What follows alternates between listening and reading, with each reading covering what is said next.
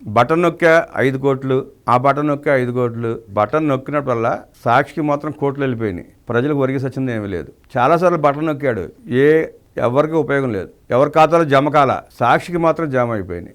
ఆ సాక్షికి 5 ఏళ్ల పాలనలో 400 కోట్ల రూపాయలు దోచిపెట్టాడు జగన్ రెడ్డి ప్రకటనల పేరుతో. 400 కోట్లు. ఒక్కొక్క వాలంటీర్కి 200 ఇచ్చి పేపర్ కొనిపించాడు. ప్రజల డబ్బులు వాలంటీర్కి ఇచ్చి పేపర్ కొనిపించి తన సాక్షికి జమ వేయించుకున్నాడు. మళ్ళీ లిక్కర్ స్కాము అంతే. షాప్ పెడతాడు, తన గుమస్తాలను పెడతాడు, కంపెనీ పెడతాడు, మందు తయారు చేసేది ఆయనే, అమ్మేది ఆయనే, చేరేది ఇంటికే.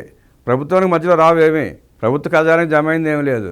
అట్లాగే సాక్షి పేపర్ కూడా వాలంటీర్తో కొనిపిస్తాడు, ప్రజల డబ్బు వాలంటీర్కి ఇస్తాడు, వాలంటీర్ చేత సాక్షి పేపర్ కొనిపిస్తాడు, సాక్షి పేపర్కి జమ అవుతాయి. ప్రకటనల కోసం దోచిపెట్టిన 400 కోట్లు కాకుండా ప్రజల డబ్బులు వాలంటీర్ల చేత కొనిపించాడంటే చూడండి. అంటే సుమారుగా 5 లక్షల మంది వాలంటీర్లు చెప్పాడు కదా, 2,50,000 మందికి ఉద్యోగాలు ఇచ్చారని చెప్పి. ఆ సాక్షి పేపర్ కొంటాకే వాలంటీర్లు నియమించుకున్నట్టు ఉంది. బలవంతంగా ప్రభుత్వ శాఖలన్నింటిలో వేయించుకున్నాడు. 4-5 లక్షల పేపర్లు, దాంట్లో 800 కోట్లు దోసేసాడు. లెక్క వేసుకోండి మీరే. సుమారుగా 5 లక్షల పేపర్లు ఇంటూ ₹5 ₹6 ఉంది కదా, నెలకి ఎంత అవుతుందో, సంవత్సరానికి ఎంత అవుతుందో, 5 ఏళ్ళలో ఎంత దోసేసాడు లెక్కేసుకుంటే మీకు వస్తుంది. ఈ దోపిడీ కాకుండా ప్రకటనలకు ఇచ్చిందే 400 కోట్లు.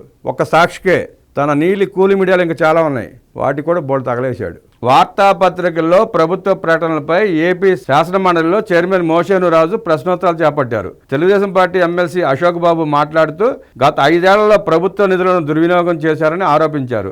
సాక్షి పత్రికకు 400 కోట్లు చెల్లించారని చెప్పారు. దీనిపై విచారణకు సభాసంఘం వేయాలని మండలి చైర్మన్ను ఆయన కోరారు. అనంతరం మంత్రి పార్థసారథి మాట్లాడుతూ పత్రిక కొనుగోలు కోసం గత ప్రభుత్వం వాలంటీర్లకు 200 చొప్పున చెల్లించిందని, అక్రమంగా జరిగిన ఈ చెల్లింపులపై విచారణ చేపడతామని, సంబంధిత అధికారులపై చర్యలు తప్పవని మంత్రి స్పష్టం చేశారు. వరద బాధితులకు జగన్ విరాళం ఇవ్వలేదు.